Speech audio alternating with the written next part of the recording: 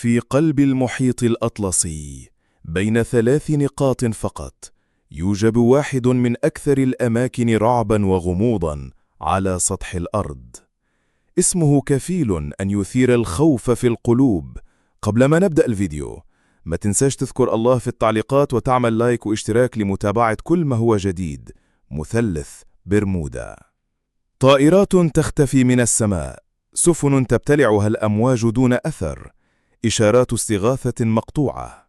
ورغم كل التقدم العلمي يظل السؤال قائما: ما الذي يحدث فعلا داخل مثلث برمودا؟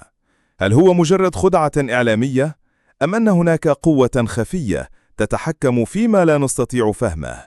في هذا المقال نغوص في أعماق الغموض، نكشف القصص، النظريات والحقائق، ونتساءل: هل حان وقت كشف السر أخيرا؟ في الفصل الأول، ما هو مثلث برمودا؟ يشكل مثلث برمودا منطقة وهمية في المحيط الأطلسي بين ميامي في فلوريدا، جزيرة برمودا، وبورتوريكو. تبلغ مساحته حوالي 500 ألف ميل مربع، أي تقريبا ضعف مساحة مصر. لكن ما يميزه ليس حجمه، بل ما يحدث داخله.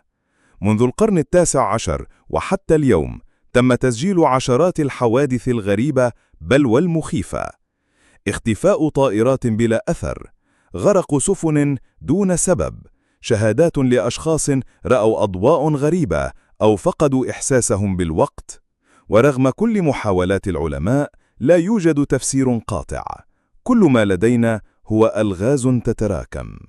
أشهر الحوادث التي وقعت في المثلث: حادثة الرحلة 19 1945.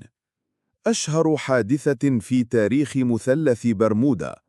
5 طائرات حربية أمريكية اختفت أثناء تدريب روتيني. الطيارون أرسلوا رسائل غريبة: نحن لا نعرف أين نحن، كل شيء يبدو غريبا، البوصلة لا تعمل. بعد ذلك اختفوا جميعا، ولم يعثر أبدا على أي أثر للطائرات أو الطيارين. والأغرب، الطائرة التي أرسلت للبحث عنهم اختفت هي الأخرى. السفينة إلين أوستن 1881، سفينة تجارية بريطانية عثرت على سفينة مهجورة في المثلث. قرر الطاقم سحبها، لكن بعد أيام اختفت السفينة المهجورة مجددا، وعندما وجدوها مرة أخرى كانت فارغة تماما. الطائرة DC-3 1948، رحلة تجارية تقل أكثر من 30 راكبا، اختفت دون أن تصدر أي إشارة استغاثة. الطقس كان مستقرا، الاتصال كان واضحا، لكن بعد دقائق لا شيء. الفصل الثالث: نظريات علمية تحاول التفسير. غاز الميثان في قاع المحيط. علماء الجيولوجيا اكتشفوا أن قاع المحيط في تلك المنطقة يحتوي على كميات ضخمة من غاز الميثان المحبوس داخل الصخور. عند تحرر هذا الغاز تنخفض كثافة الماء فجأة، مما يجعل السفن تغرق بسرعة دون سابق إنذار. لكن هل هذا يفسر اختفاء الطائرات؟ لا، بشكل ضعيف. تيارات مغناطيسية غير طبيعية. أجهزة النواقة تعتمد على الحقول المغناطيسية.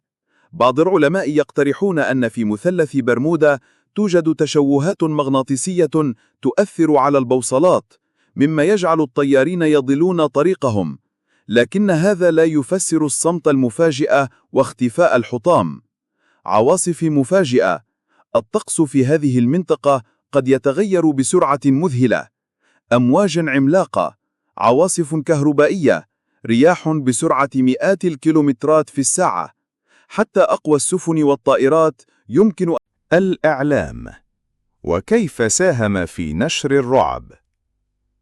في السبعينات انتشرت كتب وأفلام عن مثلث برمودا، مثل كتاب مثلث برمودا لتشارلز بيرلتز، فيلم Close Encounters of the Third Kind. الإعلام ضخم كل حدث، وأضاف إليه لمسة خيال وغموض. وبسبب كثرة القصص أصبحت أي حادثة في المنطقة تفسر تلقائيا بأنها عمل خارق. الناس بدأت تتحدث عن المثلث كأنه بوابة موت، رغم أن حركة الملاحة فيه طبيعية يوميا. الخاتمة: هل سنعرف يوما الحقيقة؟ مثلث برمودا يظل لغزا مفتوحا.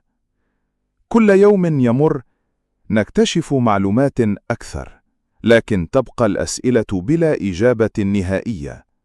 لماذا لا يعثر على الحطام؟ كيف تختفي الطائرات من الرادار دون أثر؟ ولماذا تختلف الشهادات دائما وكأن الزمن نفسه يتلاعب بالمكان؟ هل سنكتشف في المستقبل أن هناك تفسيرا علميا بسيطا؟ أم أن المثلث سيظل نقطة سوداء في خريطة العالم لا يجرؤ أحد على الاقتراب منها؟ ربما نحتاج تكنولوجيا أكثر تقدما أو شجاعة أكبر لنفك شفرة هذا المكان الغامض. لكن حتى يحدث ذلك، يظل مثلث برمودا أحد أعظم ألغاز العالم. لغز يأسر الخيال ويطرح سؤالا واحدا: هل هو مجرد مكان أم بوابة لما وراء العالم؟